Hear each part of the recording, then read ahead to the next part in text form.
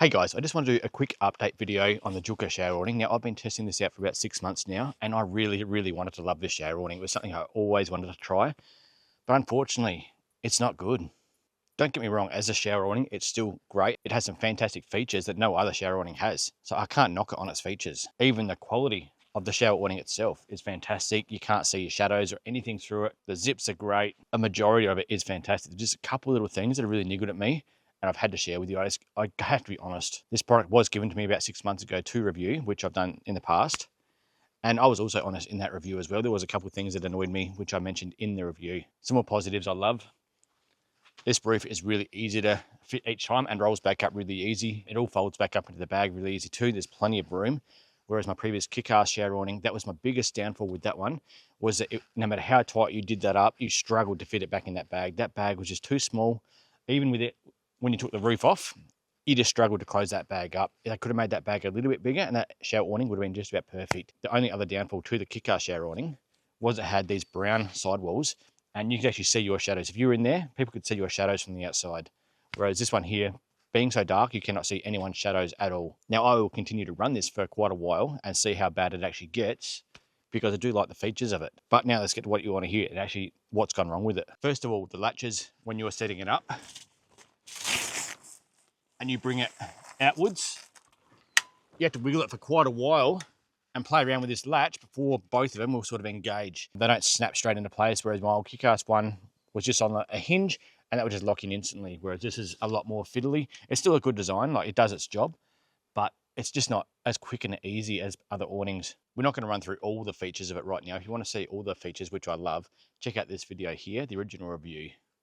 I run through absolutely every feature on the shower awning. But let's take a look inside now at what I don't like. The majority of the time, I won't actually use this as a shower. If I'm only going away for a weekend, then I'll just purely use it as a toilet for some privacy. If I'm going away on a longer trip, then yes, of course, I'll use it as a shower, as I have a shower already set up there, ready to go. But in my belief, this is designed purely for a shower, and I haven't considered people that actually go camping for a weekend and want just some privacy for a toilet. They put too much R&D, too many features into purely just a shower tent. So if you are sitting on the toilet, there's no pocket down low where you can easily reach toilet paper. So you have to reach above your head every single time to grab that toilet paper out. Otherwise, you just got to store it on the ground. The kick-ass shower awning was really easy to adjust heights, not only side to side, but also front to back as well for uneven ground like now. So at the moment, I'm higher here and lower here, because my shower awning sort of bends on this bracket a bit. So there's no way I can fine tune the adjustments here. And even when you pull these out, there's a bar in here, you undo these 3 screws, which is really annoying. You have to carry an Allen key with you just to adjust it every time you go out and you're on a different level surface. You need to get the Allen key, try not to lose one of these little screws, pull this out and it'll slide on the bar. So I've had to put electrical tape both sides just to try and stop it from sliding, and then twist it, the fabric on the bar, and then slide the bar back in and do up those screws again without losing any of them. But like I said, you can't adjust back and front, only wind it up on that bar. So you can adjust it here or there, and that's your only adjustment. You should have a lot more adjustment. It should be a lot easier to adjust without needing tools to do it. They should have straps like other brands. We just adjust a strap each side, 2 seconds, it's done. Now, the biggest issue I have with this shower awning, this is the whole reason I had to make this video. I was really disappointed with the bag. Now, I had my kick-ass bag for probably 5 years, and I go out in the sun all the time. I'm out every single weekend. The car's parked out in the sun all week while I'm at work. So 24/7, the bag is exposed to the sun. Now, I never had any issues at all with the kick-ass bag. I ran 2 different awnings of theirs, and neither of them had issues. I assumed going to the premium shower awning that I would never have any issues at all. But the bag has just let me down so much. Within probably a couple of weeks, not long after I made that first video of the review, I started noticing it was a black bag and it just faded more and more as I went on. And now it's just about white. It's grey and just about gone white. The bag is really not UV stable, which is really disappointing. Eventually, I think I'll let you know how it goes down the track, but it might actually start deteriorating. For an outdoor product, why would they have not have made the bag UV stable? Underneath the bag is still half black at the moment because that hasn't been exposed to the sun, so you can actually see what the original color was versus what it is now. And it just looks very unappealing on the car as well. It looked really good when it was a nice black bag, really suited the vehicle, but now that it's faded, it just looks like a cheap and nasty product, not the premium product everyone sells this as.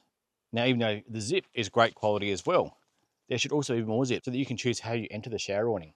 Now mine is mounted sideways, whereas typically you'd mount it against your car, but because mine has to come out so I can still open my canopy door, I had to have mine coming up sideways.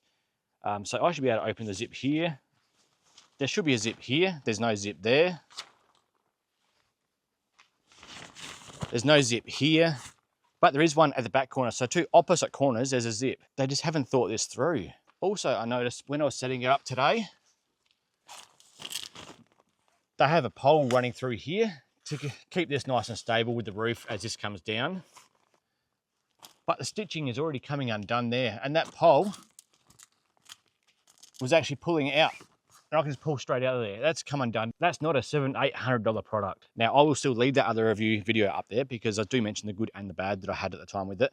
And I still do believe it is a good product. I just wanted to make everyone aware of what's gone wrong with mine. I'm not saying this is going to happen with every single awning. This has been my experience with it anyway. And even though it was provided to me free of charge, I want to be completely open and honest with my audience. I hope you've appreciated me doing this video for you guys. If you found the video helpful, make sure you do please leave a like. It's going to help spread the video so that more people can get the information about this awning. And if you have any other questions about anything to do with the awning, leave a comment below and I'm happy to answer it. If you haven't already, consider subscribing. Paul and I make lots of these style videos. But thanks for watching the video, guys, and we'll catch you in the next one. Cheers.